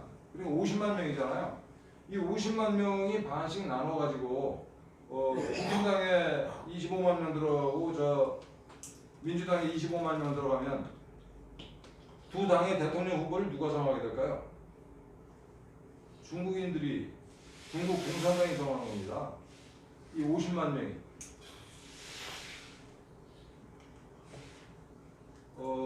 이들이 우리나라를 상대로 이 통일전선 공작을 정말 다양하게 펼치고 있어요. 그래서 이 한중 민간 교류와 우호 증진의 중심, 21세기 한중교류협회 등등이 다 통전 조직이죠. 반기문 씨 같은 경우에는 보어 포럼의 이사장에 취임을 해요. 2018년도에. 보어 포럼은 중국 공산당이 이 아시아 지역 여러 국가를 대상으로 이 통일전선 공작을 펼치기 위해서 만든 조직인데 여기 이사장을 맡았어요. 이 양반이. 물론 이 본인이 중국이랑 인연이 깊습니다. 이 사람이 반기문 대표가 반기문 이사장이 유엔 총장하면서 여러 번 중국이랑 왕래를 했고 또 남중국해 문제에서 이 남중국해는 이 공해상에 있는 이제 산호초에다가 중국 공산당이 이제 이 시멘트를 들이붓고 그걸 자기네 땅이라고 우기고 그 일대를 다 영해로 선언하는 이런 짓을 하는 가운데 유엔 총장 반기문 씨는 그걸 못 본 척했어요. 중립을 지켰다 이렇게 돼 있는데 저는 반기문 총장이 무슨 생각을 하시든 간에 중국 공산당 입장에서는 반 총장을 통일전선 공작의 대상으로 아주 잘 활용하고 있다 이렇게 보고 있습니다. 또 저 유명한 이게 저우이보 인민망 대표의 활약. 또 이 저우이보의 활약 덕분에 이제 저 강원도 춘천 홍천에 엄청난 차이나타운이 들어올 뻔했죠. 그걸 이제 우리 국민들이 눈치를 채고 막아냈는데 CJ 같은 경우에는 이 중국 사업 비중이 굉장히 높습니다. 20%가 높아요. 20% 이상이죠. 그리고 외교부 소관에 이제 한중 민간 경제 협력 포럼이라는 사단법인이 있어요. 이 사단법인의 정관을 봤더니만 이 정관에 이 협력 포럼의 이제 목적 사업 중에 하나가 그 차이나타운 건설 지원입니다. 외교부 소관의 사단법인. 조선구마사 방송 한 번 하고 이렇게 문을 닫았죠. 그런 이 조선구마사를 막아냈는데 그 비슷한 친중 드라마가 계속 제작이 되고 있어요. TVN에서 특히 많이 만들어지고 있는데 TVN 모 회사가 어딜까요? CJ. 이렇게 이 중국 드라마는 뭐 하루 24시간 5개 채널을 통해 가지고 24시간 동안 계속 나오고 이게 왜 중요하냐면은 이렇게 이걸 계속 들여다보면 부지불식간에 중국을 이웃으로 여기게 되는 거죠. 평범한 이웃. 걔들은 우리를 죽이려고 이게 칼을 숨기고 이렇게 째려보고 있는데 우리는 그 사람들을 평범한 이웃으로 보게 되는 거예요. 이런 드라마를 통해서. 얘네들이 이제 2020년 6월달에 가수 미라지, 수현, 이 BTS, 방탄소년단 등이 BLM이라고 미국의 그 모택동주의자들, 그러니까 중국 공산당의 사주를 받는 좌파 단체가 있어요. 블랙 라이브즈 매터. 흑인 인권 운동을 가장한 이제 중국 공산당 이 끈앞들인데 걔네들 지원 선언을 했어요. 2020년 6월달에. 이때 그 미국 대통령 선거를 앞두고 우리 연예인들을 동원을 해서 민주당 편을 들은 거죠. 반 트럼프 캠페인을 했습니다. 그 얘네들이 왜 이 짓을 했을까요? 우리 연예인들이. 이 당시에 그 중국 시장에서 돈을 많이 벌고 있었어요. 그 가수 비 같은 경우에는 6월달에 선언했는데 5월달에 중국산 그 화장품 브랜드 선거 이 브랜드 광고 모델 계약을 맺었고 BTS도 이 당시 중국에서 돈을 많이 벌고 있었어요. 게다가 얘네들의 소속사에 이제 중국 자본이 많이 들어가 있고. 그러니까 우리 연예 이 기획사들의 지분 구조 첫째. 그리고 두 번째는 얘네들의 이제 시장이 중국과 깊은 관계를 맺고 있기 때문에 이런 연예 기획사를 통해서 우리 연예인들을 동원을 하는 거죠. 뿐만 아니고 이렇게 뭐 정말 다종다양한 단체를 만들어 가지고 얘네들이 이제 통일전선 공작을 펼치고 있다라는 거. 뿐만 아니라 진짜 무서운 거는 이제 이 아까 말씀드린 우마오당이죠. 한 3천만 명 된다고 얘기하는 거. 중국 본토에 있는 애들이 3천만 명이고. 또 우리나라에 들어와 있는 그 조선족이 합법 비합법으로 들어와 있는 애들은 100만 명. 중국인 유학생이 7만 명이죠. 얘네들이 한꺼번에 일제히 움직이면은 인터넷 여론은 우리가 뭐 어떻게 할 수가 없어요. 이거말로 진짜 심각한 문제인 거예요. 그래서 이 중국 애들이 그 우리 인터넷 여론을 이제 주물럭거리는 흔적들은 뭐 여러 가지가 있습니다. 지금 말씀드린 것처럼 중국인들이 이렇게 많이 이미 들어가 있고. 그래서 이거는 그 탐사보도 7이라고 하는 TV조선 방송에 나왔던 건데 TV조선 방송에 가면 이걸 찾을 수가 없어요. 이게 왜 그랬는지 이 방송통신위원회 징계를 받아가지고 이 방송이 없어졌습니다. 그런데 안튜브라고 있어요. 이거 오른쪽에 ANTUBE 이거 여러분들 찾아가지고 이 방송은 꼭 한번 보십시오. 한 45분가량 되는 이 방송인데 중국 공산당의 이 온라인 공작이 얼마나 살벌하게 진행되고 있는지 지금 뭐 이거 관련한 그 동영상을 제가 여러 개 봤는데 이 영상이 이제 발군입니다. 여러분들이 꼭 보시고 주변에 여러분들한테 전파를 좀 해주시면 좋겠어요. 안튜브에서 탐사보도 7 103의 차이나 게이트 찾으시면 됩니다. 오늘 공작학원까지 하려고 했는데 그건 뭐 나중에 혹시 기회가 되면 하기로 하고 이렇게 중국 공산당이 이 전 세계를 상대로 해서 미국을 포함한 전 세계를 상대로 또 대한민국을 상대로 얼마나 다양하게 깊숙하게 공작을 펼치고 있는지를 말씀드렸습니다. 혹시 질문 있으시면 이번에 강의로 잘 들었습니다. 이번에 후진타오 이번에 국민대 할 때 저는 어젠가 본 것 같은데 후진타오 전주석이 이제 뭐 이렇게 끌려가는 비슷하게 가더라고요. 그게 뭐 진짜 뭐 끌려간 거지 뭐 기사에는 무슨 이게 무슨 뭐 옆에 몸이 안 좋아서 쉬고 있고 이렇게 나오는데 뭐 어떻게 보시는지 궁금합니다. 끌려나가는 거죠. 그러니까 이 권력의 속성이 이제 이 권력을 뺏기고 싶지 않을 거 아니에요, 시진핑이. 그동안 이게 과거 10년 동안 숱하게 정적들을 많이 만들어 놨고 이놈저놈 전부 다 숙청을 해가지고 늘 불안에 떨 거 아니겠어요?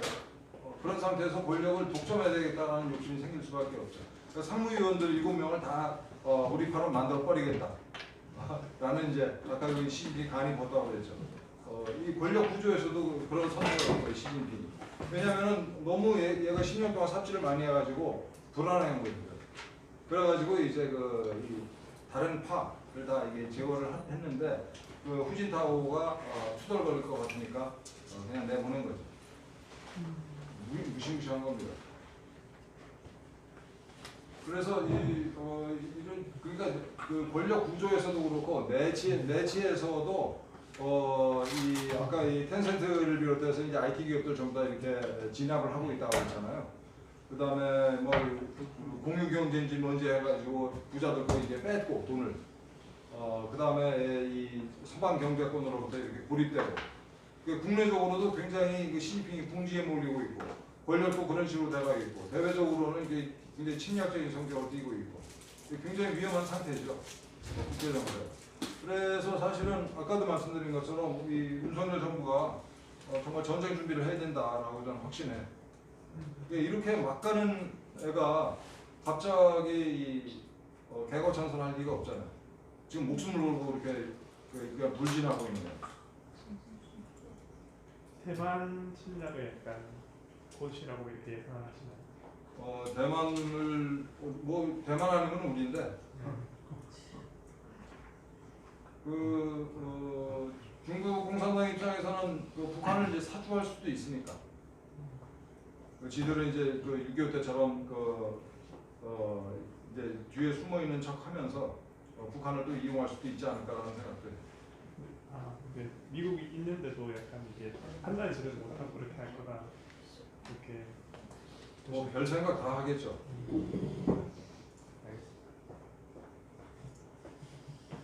질문하실 분 있으면 말씀해 저요. 주십시오.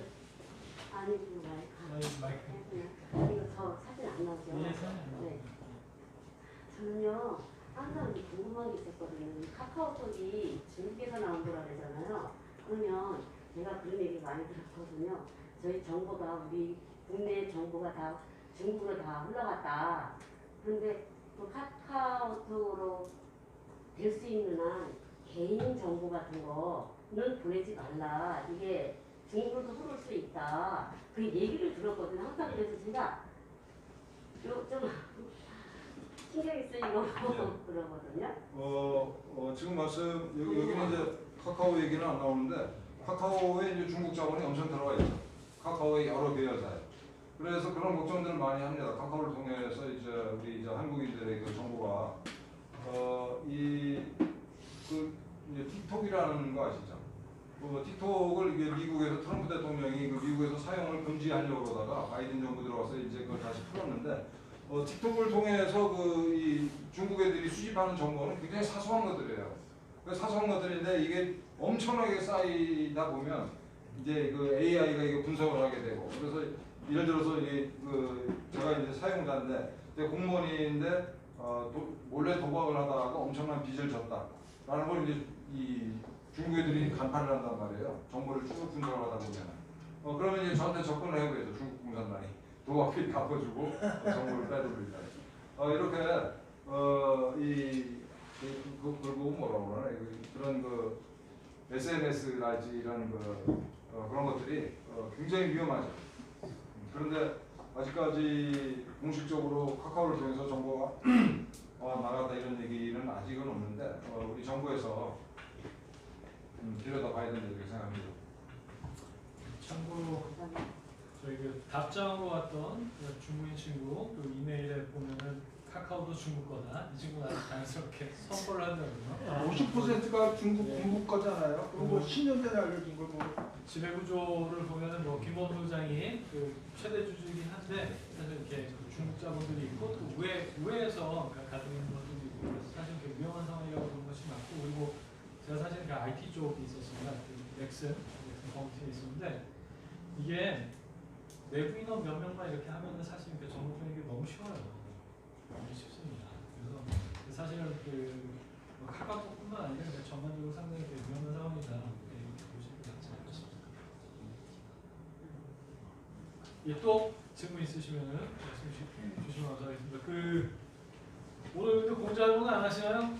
뭐 근데 중요한 내용은 많이 하신 것 같은데 뭐 저희가 이제 공지하고는 또 따로 한번 모시도록 하겠습니다. 예. 질문 있으시면 말씀 부탁드리겠습니다. 오늘 그 신문에서 잠깐 오늘 마이크 예예 방송으로 코멘트를 하겠습니다. 그 신문에서 잠깐 기사로 검색을 했는데 7강구가 이제 그 한일 중국하고 대립군인데 이것을 그 거의 문재인이 들어서면서 거의 그냥 손을 놨잖아요. 근데 그게 보니까 중국 때문에 그런 거라는 느낌을 아주 강하게 그 기사 속에서 봤는데 그 기사 제목은 이제 반일 종족주의를 조금 이제 언급시키려고 그 쟤네들이 이제 국회에서 질문을 했는데 그 내막은 중국 때문에 우리가 거의 손을 놓은 게 아닌가.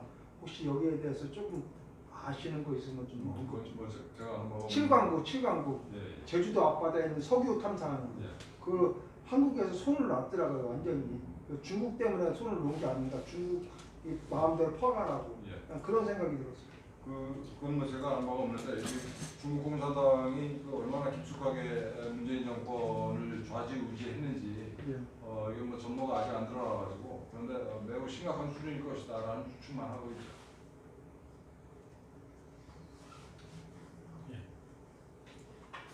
참고로 그 7광부 대륙부 저희 투스포럼에서도 강연을 하셨던 김서부 차관님 아시죠? 네.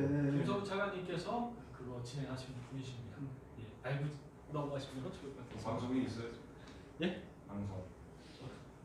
아, 김서부 차관님. 그 대륙군 관련해서 하신 건 다른 방송에 있는 건 아니고요. 그 사석에서 발표하시면서 얘기를 해주셨습니다.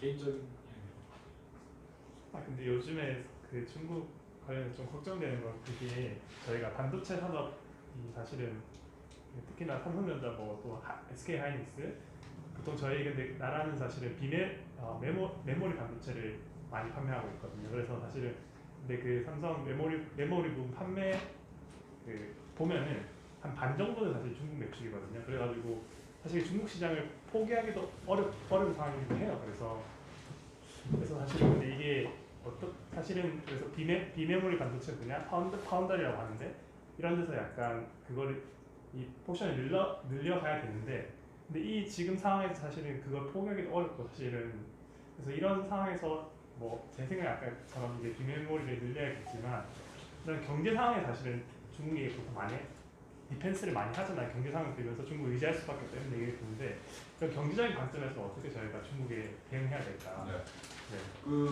우리나라 반도체 산업이 여기까지 온 거는 저는 이렇게 생각합니다. 90%는 미국의 전략 덕분이에요. 그러니까 이 80년대 일본이 그야말로 승승장구해가지고 그때 이게 동경 시장이 뭐라고 그랬죠? 겁대가리 없는 얘기를 했는데. 노라고 말할 수 있는 재팬. 예, 노라고 말할 수 있는 재팬. 그 굉장히 살벌한 내용이에요. 예, 이게 미국과 동맹을 끊을 수도 있다 이때 소리를 했거든. 그래가지고 이제 미국에서 이 일본을 주저앉혀야 되겠다라고 판단을 하고 일본의 반도체 산업을 죽이고 그걸 한국으로 옮긴 거죠. 그러니까 대한민국의 반도체 산업은 지금도 그렇지만 이 미국과 일본이 맞먹으면 그거는 여반장이에요. 한국의 반도체 산업을 뒤집는 거. 첫째 이제 그런 조건이 있고 그래서 지금 이제 반도체 이 판매와 관련해서 중국 의존도가 크고 또 심지어는 우리 반도체 공장이 이제 중국에 있잖아요. 있지만 이 아픔을 감수하고 이 관계를 끊을 수밖에 없다. 아니 우리가 선택을 해야 되죠. 이제 미국 편에 설 건지 미일 편에 설 건지 중국 편에 설 건지 어떤 게 유리해요? 당장은 아프지만 미일 편에 설 수밖에 없어요. 미일 편에 서지 않으면 반도체 산업이 죽어. 그래서 이제 저는 이 삼성이 이제 반도체 공장 거기 세울 때만 해도 미국도 속았으니까 이게 중국 애들이 개과천선해가지고 서서히 민주화 될 거다 뭐 이런 환상에 빠져 있었거든요. 이게 중국을 정상적인 나라로 봤죠. 전 세계가 우리 삼성을 포함해서 상거래가 정상적인 상거래가 되는 파트너를 봤는데 전혀 그게 아니잖아요. 지금 그래서 이 미국이 우리 그 이제 SK나 이게 삼성 공장에 1년의 시한을 줬어요. 1년 내에 이제 철수해라. 며칠 전에 뉴스가 나왔는데 1년. 예. 그렇고 하고 이번 그거 관련해서 정말 제가 화가 나는 것 중에 하나는 그 인텔이 거기 공장을 가지고 있었는데 인텔 미국의 인텔이 SK에다가 팔아먹었잖아요 얼마 전에. 그 이제 매매 계약이 있었던 게 얼마 안 됩니다. 1년도 안 된 것 같은데. 그거를 10조 8천억인가 팔았어 인텔이. 그래서 저는 인텔이 SK의 바가지시였다 이렇게 봐. 인텔은 감을 잡고 있었죠. 중국의 반도체 산업을 고사시키려는 이게 미국의 전략 하에서 이 중국에다가 인텔이 그 공장을 둘 수가 없는 거죠. 그래가지고 그걸 모르는 척하고 SK에 팔아먹었다. 10조 8천억에. SK는 속은 거죠. 예. 그래서 저는 우리 삼성 SK가 1년 내에 철수해야 된다고 생각해요. SK는 정말 세게 얻어맞은 거죠. 빨리 철수하면 조금이라도 건지겠지. 하긴 중국에도 좀 눈치가 있으니까. 손해볼 걸 안 보니까 건지는 거죠. 네. 빨리 철수하라. 빨리 총수가 빨리 판단을 해. 방금 전 질문은 그 노라고 말할 수 있는 일본 한번 오래된 책이나 한번 읽어보면 굉장히 잘 벌어요. 그 미국 입장에서 그걸 읽으면은 이가 갈리는 내용들이 많아요. 방금 전 질문은 삼성전자에 얼마 전에 입사한 신입사원의 질문이었습니다. 아 그래? 빨리 빠져나와야지. 미국이 1년 동안의 시간을 줬어요. 네, 또 궁금하신 거 있으시면은 말씀 부탁드리겠습니다.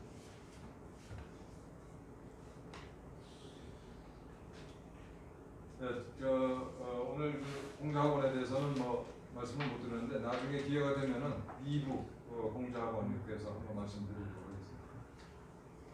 예, 그러면은 우선 훌륭한 강연이셨죠? 네.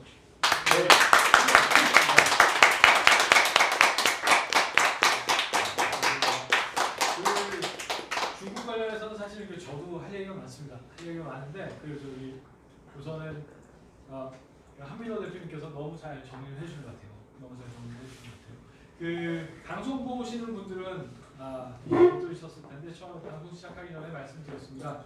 제가 얼마 전에 고등학교 교과서, 고등학교 한국사 교과서를 9종이 있습니다. 지금 검정 시스템 아래에서 그래서 9종 교과서를 전부 다 제가 좀 분석하는 기회가 있었는데요. 박정희 대통령, 이승만 대통령은 그냥 기본적으로 독재자. 왜냐하면 이게 집필 기준 자체가 어떻게 됐냐면은 근현대사를 다루면서 민주화는 반독재 투쟁이라는 점을 부각해서 설명하도록 되어 있습니다. 그러니까 반독재 투쟁은 그러면 그걸 강조를 하면은 이승만, 박정희는 독재자가 되는 거죠. 그런데 이게 또 문제가 뭐냐면은 하나 더 나가면요, 이거를 이승만, 박정희를 독재라고 하고 이거를 김일성 독재라고 등치시켜 버립니다. 물타기 하는 거예요. 물타기 하는 거예요. 이게 얼마나 무서운 건가? 한민호 부총님께서 대표님께서 아마도 아주 잘 아실 텐데 한국장님께서 이제 80년대 드라마틱한 서울대 운동권의 역사를 이렇게 몸으로 겪으셨으니까 80년대 중반 지나가면서 이게 서울대 운동권도 처음에는 이렇게 80년대 초반에 이렇게 피리 계열이 강했는데 그러니까 주사파의 잠식대입니다. 잠식이 되는데 주사파 진영에서 통일전선 전술, 오늘 얘기 나왔죠? 통일전선 전술의 수단으로 내세운 통일전선, 아름다운 가치 3개가 있어요. 뭔지 아시나요? 혹시? 뭔지 아시나요? 동간이 알아? 우리 민족 잘 모르겠습니다. 자민통. 이게 근데 북한의 통일전선 전술이기도 합니다. 자주, 민주, 통일. 자주, 민주, 통일. 누가 반대해요? 누가? 근데 자주를 얘기하면서 양키고고 민주를 얘기하면서 반독재 투쟁을 한다고 하면서 박정희, 이승만 독재 만들어버린 겁니다. 세 번째 통일 얘기하면서 북한이 하자는 통일 맹목적으로 따라가는 거예요. 이게 통일전선 전술이 진짜 무서워요. 저는 그 고등학교 교과서 집필기준 보면서 사실 소름이 돋았습니다. 왜냐하면은 자민통 그룹이 주장한 거 그대로 돼버린 거예요. 민주 얘기하면서 반독재 투쟁. 민주화는 반독재 투쟁이라는 점을 부각해서 설명하도록 돼 있는데 이게 그러니까 주사파 자민통 그룹이 또 북한이 얘기하는 통일전선 전술이 이미 교과서에 탑재돼 버린 겁니다. 지금 이런 상황인 거예요. 그래서 저도 사실 깜짝 놀랐는데 오늘은 근데 중국 이야기죠. 중국 이야기인데 반가운 게 있어요. 한 가지. 딱 한 가지 반가운 게. 저 교과서 보면서 사실 속이 부글부글했거든요. 부글부글했는데 이쪽으로 갈까요? 속이 부글부글했는데 동북공정에 대해서는 대부분의 교과서가 다르죠. 그래도 그거는 정말 감사했습니다. 그건 정말 다행이라는 생각이 들고 중국인 친구들, 중국 사람들은 조선족은 자기를 어느 나라 사람이라고 인식을 할까요? 중국. 이게 근데 90년대 말까지만 해도 2000년대 초까지만 해도 좀 달랐습니다. 자기를 조선인이라고 인식했어요. 한국을 사랑하시는 어떤 조선족에서 이제 귀화하신 한국인 분이죠. 말씀을 드렸는데 중국에 있는 조선족은 세 개의 아이덴티티가 있대요. 중국인, 북한 사람, 한국 사람. 이게 왔다 갔다 한다는 거예요. 근데 제가 기억해요.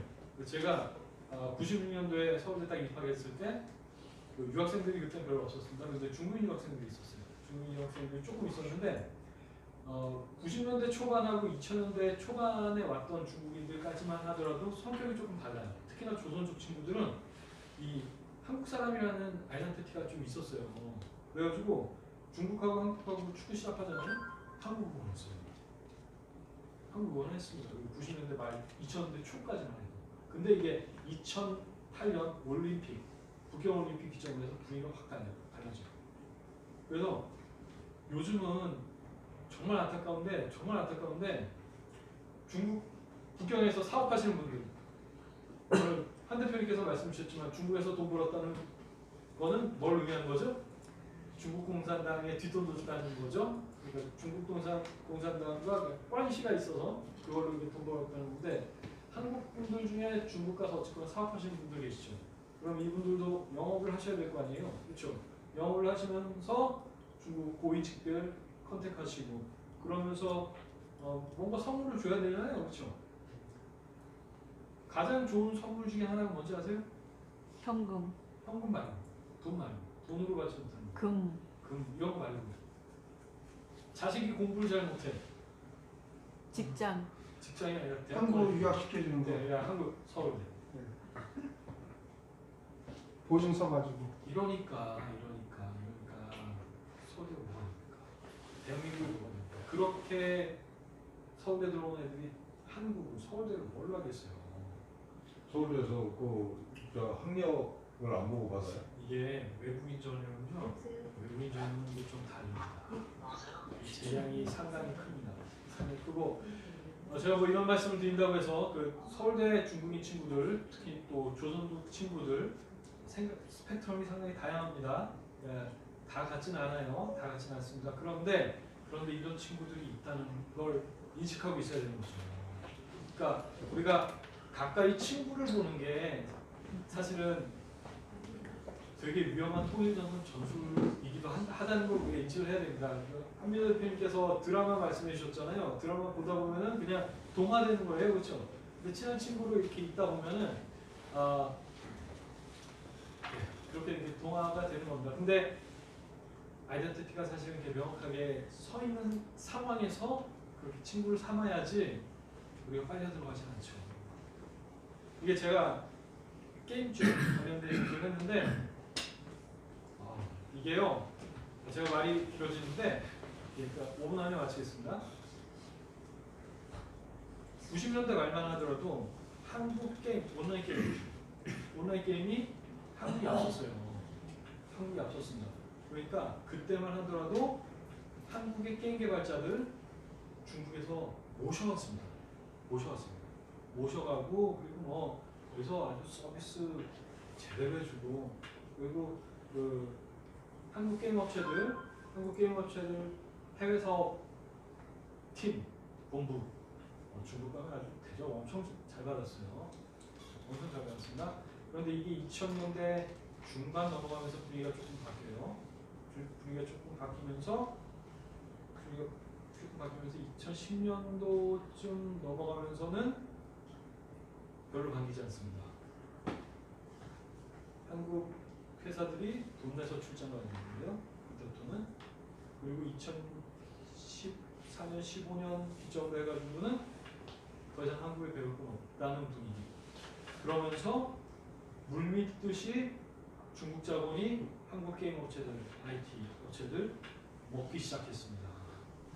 시진핑이 통일전선 전술 적극적으로 행하기 시작한 데가 2014년, 2015년입니다. 지금 정말로 위험한 때라는 걸 알아야 됩니다. 정말로 위험한 때라는 걸 알아야 돼요.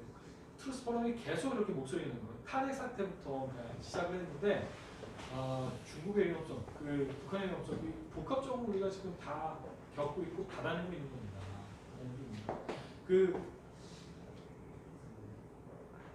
한민호 대표님께서 말씀 다 해주셨는데 근데 부가적으로 간단하게 설명드리면 여러분들 2013년 아니 14년 혹시 인터뷰라는 영화 아시나요? 인터뷰? 아시나요? 한민호 대표님? 인터뷰라는 영화가 있었어요. 소니 픽처스에서 나왔습니다. 소니 픽처스에서 나왔는데 이게 김정은을 희화화한 영화입니다. 아시죠? 이거 소니에서 만들었습니다. 소니 픽처스 미국 회사예요. 북한에서 이거 해킹했어요. 북한이 내가 했다고는 안 하죠.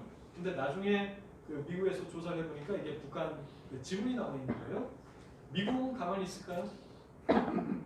사이버 공격은 어떤 면에서 정말 초안전입니다. 이미 왜냐하면은 국제법상 간첩 행위는 국가 정보 활동으로서 합법이에요. 능력이 있으면 그냥 해야 되는 겁니다. 사실 능력이 있으면 해야 되는 거예요. 그러다 보니까 할 수 있는 거 최대한 하는 게 당연한 거죠. 미국은 가만히 있지 못하죠. 그런데 자기가 했다고 얘기는 안 해요. 얘기는 안 하는데 얘기를 할 수가 없죠. 근데 어떤 일이 있었냐? 2014년도 12월에 북한의 모든 전산망이 일주일 동안 마비된 적이 있습니다. 일주일 동안 아예 마비가 됐어요. 북한의 전산망. 그런데 제가 말씀드리고 싶은 거는 그 일주일 동안 대한민국의 포털 사이트, 네이버 다음, 카페, 댓글 깨끗했습니다. 그래요? 깨끗했습니다. 이거 기사도 별로 안 나오는데 블로그나 이런 것들에 나와 있어요. 그 당시에 정말 깨끗했어요. 이게 뭘 의미하겠습니까? 이미 지금뿐만 아니라 이미 북한 조직에 의해서 대한민국 여론이 묵락당하고 있었던 거예요. 지금은 근데 더 심합니다. 우마보다 쪽수에서 차원이 달라져요. 그러니까 우리가 지금 인터넷에서 만나는 여론이라는 게 우리의 여론이 아닌 거예요. 우리가 그걸 알아야 돼요. 그렇기 때문에 적극적으로 목소리를 내는 겁니다. 저항도 세요. 저항도 심각합니다. 저항도 심각하고 트루스 포럼 같은 경우에는 스누라이프 아시죠? 서울대 친구들이 쓰는 거기에 처음 글 썼을 때는요 완전히 이심에 당했어요. 처음에.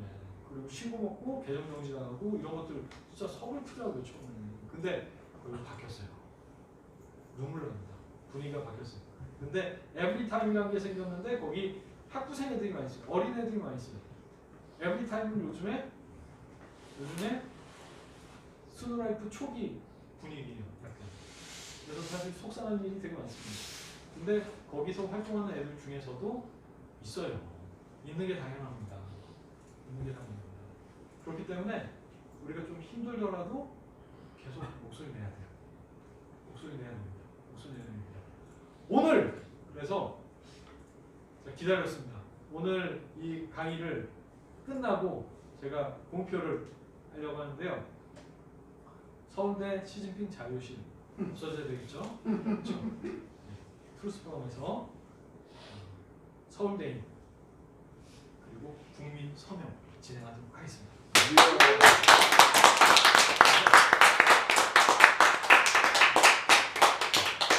공신전하고 같이 진행해가지고 저희가 이거를 학교 본부에다가 전달할게요. 그리고 가능하면 오세정 총장님 퇴임하시기 전에 오세정 총장님께 전달을 해드리도록 하겠습니다. 오세정 총장님 개인적으로 드릴 말씀이 참 많은데 다음 기회에 말씀드리도록 하고 서명 진행할 때 여기 계신 분들 또 방송 보시는 분들 꼭 함께 해주시면 감사하겠습니다. 근데 오늘 정권 5년 네. 동안 중국 사람이 너무 많이 예, 들어왔는데요. 그렇죠. 한국 토지랑 부동산 있잖아요. 예.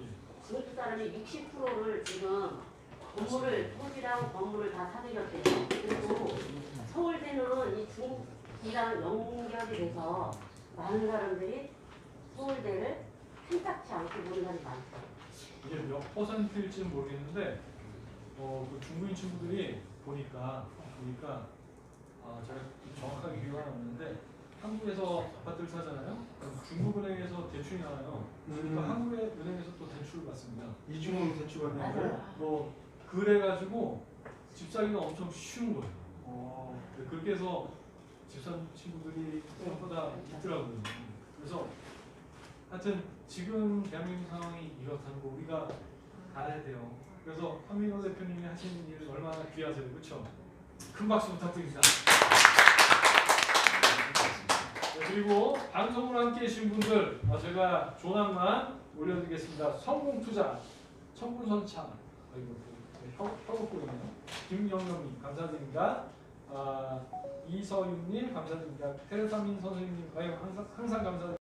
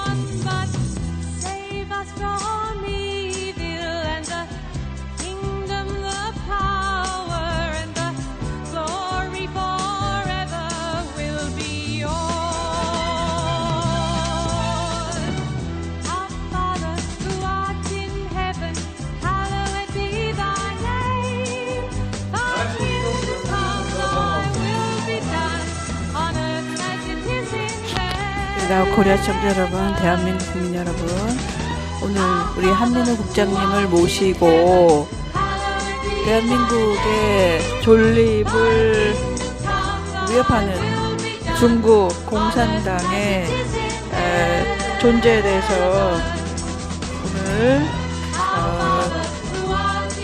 좋은 이렇게 강연을 하게 되었습니다, 여러분.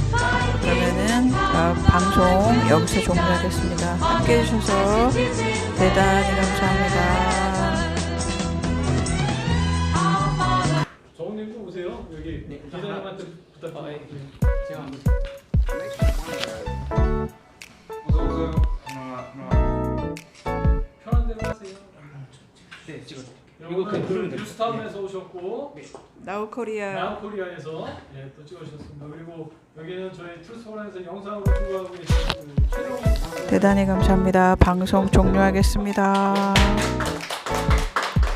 여러분 구독 신청 많이 해주시고 좋아요 많이 해주십시오. 여러분 네 여러분 사랑해요.